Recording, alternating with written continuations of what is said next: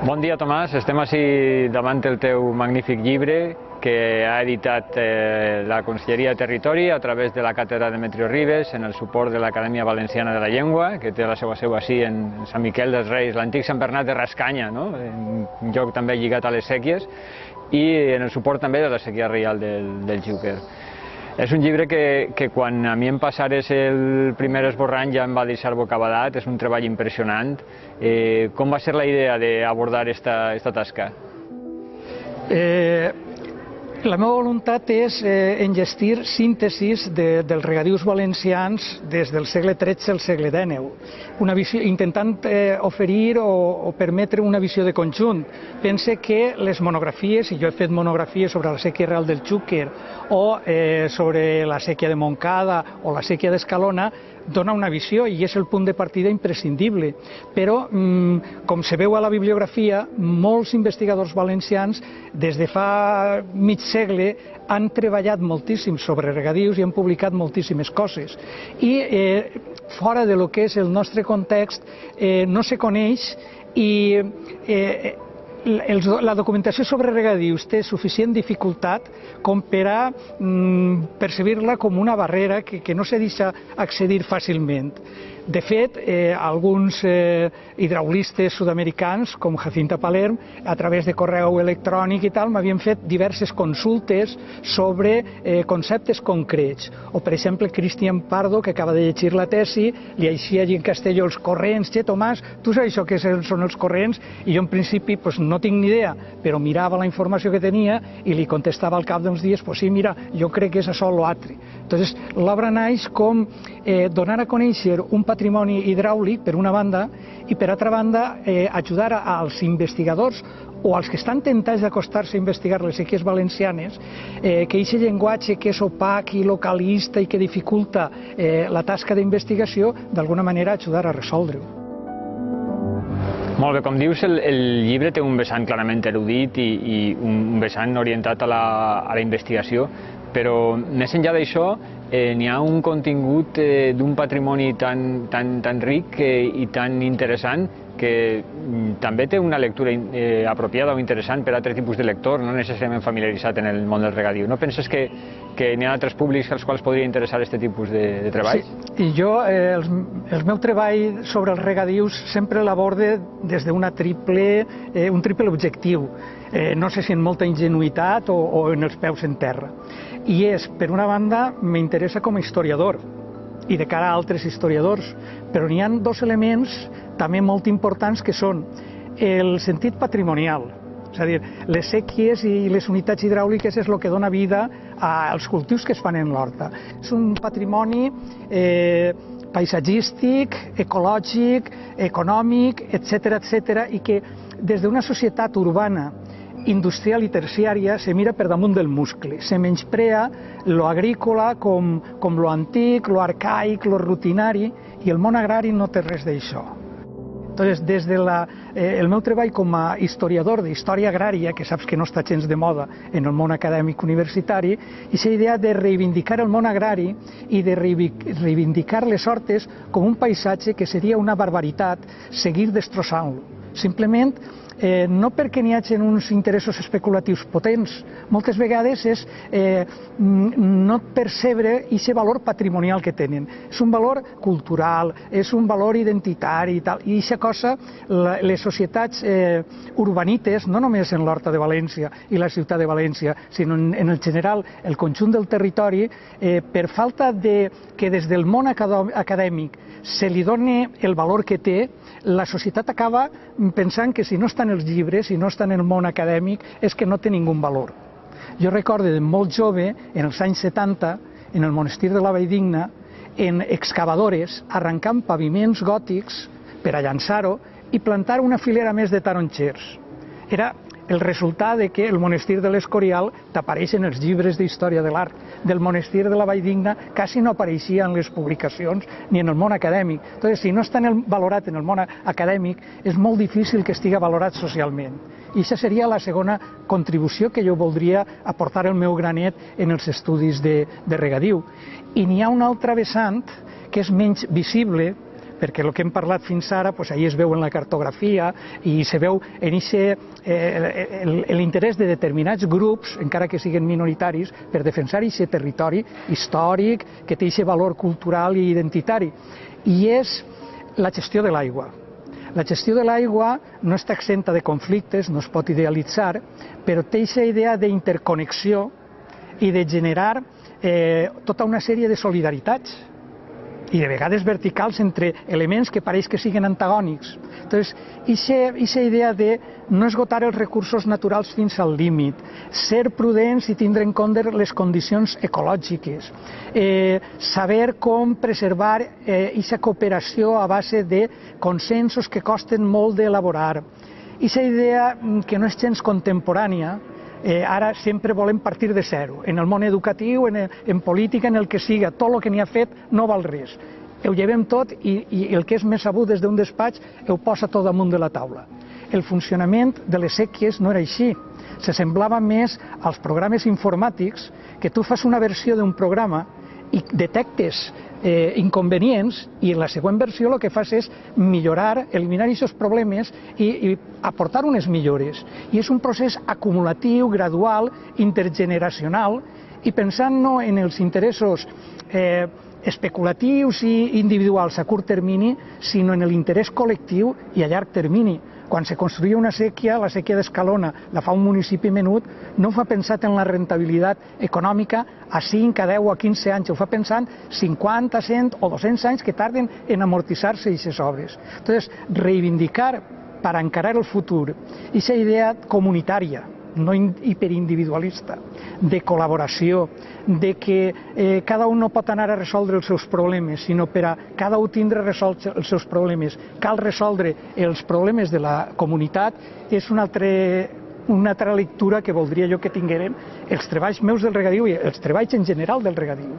No estem parlant, per tant, d'artefactes merament d'objectes, sinó que darrere d'aquests artefactes n'hi ha impresa en cada artefacte d'estos una cultura, unes relacions de poder, una moralitat inclús de l'aigua que és molt interessant, com comentes.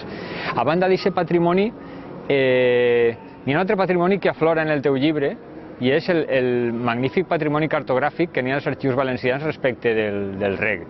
Jo crec que aquest és un dels punts forts del llibre. Com has enfocat tu aquesta qüestió de la cartografia històrica del regadiu?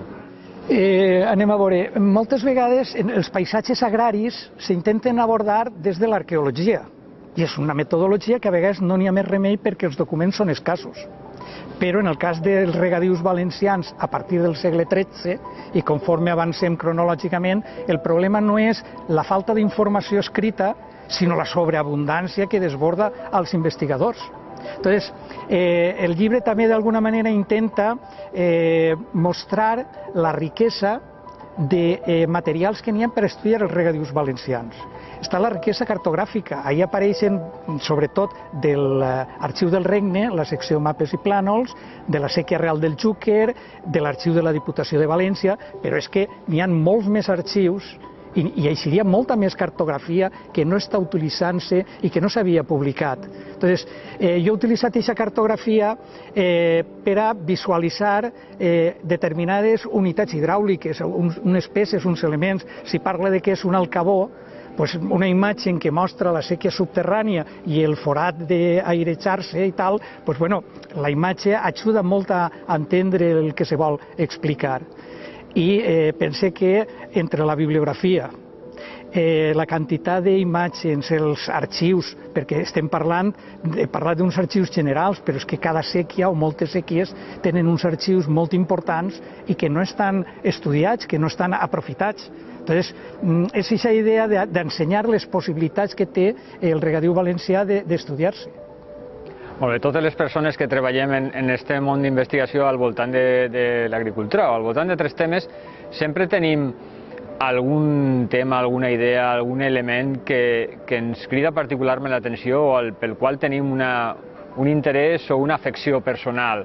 En el teu cas, dins d'aquest conjunt tan vast de patrimoni o d'estos elements, quin és l'àrea o l'objecte o l'element que personalment més et crida l'atenció i més et crida l'atenció a continuar treballant i insistint en la investigació? Podria parlar-te de diverses coses. Una d'elles és remarcar que no existeix el regadiu valencià. Sí que n'hi ha un model de regadiu valencià que podrem generalitzar, però estem parlant de regadius valencians heterogenis, diversos. Se tendeix a reduir el que és la gran riquesa dels regadius històrics valencians en l'Horta de València o en el Tribunal de les Aigües. I són elements vàlids i són molt potents com a símbol per a reclamar l'atenció de la societat per respectar més del que està fent-se aquestes hortes històriques, però que no se quede en la defensa del Tribunal de les Aigües o la defensa de l'Horta de València. És a dir, poden haver hortes minúscules en poblets de muntanya que no són ni com a superfície ni fa falta que siguin andalusines. Tenen aquest valor patrimonial, paisatgístic, cultural i tenen uns ensenyaments importants. I un dels ensenyaments és fomentar una cultura de legalitat a base de una justícia que no és una justícia de la normativa i dels pleits i de cap a on s'inclina la balança dels tribunals, sinó que és buscar una idea d'equitat. De vegades se parla de les séquies valencianes com un món igualitari, i no són un món igualitari. I això no vol dir que sigui un món injust. Hi havia qui podia regar quan volguera perquè tenia dret a obrir el portell per a regar el seu camp, el seu hortet, sempre que volguera. Hi havia altres que tenien accés cada 3 setmanes, és a dir, dins d'una mateixa séquia no tots tenien el mateix tractament. I això se basava en una idea d'equitat.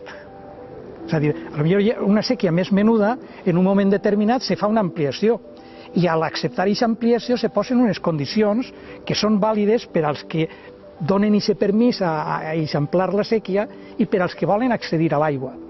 I a poc se van posant en reg terres més altes que si és en un moment de fretura n'hi haurà qui pot regar i n'hi ha altres que en aquests moments no els està permès accedir. I aquesta idea de cultura de legalitat, perquè se té aquesta idea de que és just no perquè ho diguen els tribunals i les lleis, sinó perquè els que participen, la societat i el conjunt de regants ho veuen equitatiu, perquè s'ajusta a lo que havien pactat, als consensos als quals s'havien arribat, i aquesta idea de generar normativa de manera acumulativa i gradual i molt prudent, i per a que valga per a llarg termini, no per a resoldre unes qüestions puntuals, em sembla una lliçó de com gestionar recursos naturals i com funcionar una societat molt vàlida. I la idea d'autogestió, d'alguna manera, que els usuaris prenguin les principals decisions. No totes. Sempre n'hi ha una articulació amb poders polítics locals, els municipis, o amb la corona o amb el senyor feudal. Però el punt de partida i el nucli més important sempre és els acords al que puguen arribar els usuaris, en tensions, en incompliments, en fa falta un altre acord consensual o arbitral per a polir el que abans no havia quedat suficientment clar. I aquesta idea jo crec que continua seguint un ensenyament de cara al futur plenament vàlid si sabem llegir-lo des d'unes societats prepotents, basades en aquesta idea de progrés indefinit, de que la tècnica ho pot tot, i n'hi ha que ser un poc més humil, més prudent i més respectuós en el passat, que això no vol dir negar la possibilitat de progrés econòmic i de bones condicions de vida per a la gent que habita el territori. És més sensibilitat de cara a gestionar l'evolució d'aquest territori sense fer barbaritats com en alguns casos s'han fet. Molt bé, l'entrevista esta breu està jo crec que donant a conèixer també o posant en evidència no sols la teva passió per aquest tema, sinó els teus enormes coneixements i la saviesa acumulada després de molts anys de treball que estan molt ben plasmats en aquest llibre. Jo afegiria per acabar que la tirada és curta, 300 exemplars, això volarà en pocs dies, no?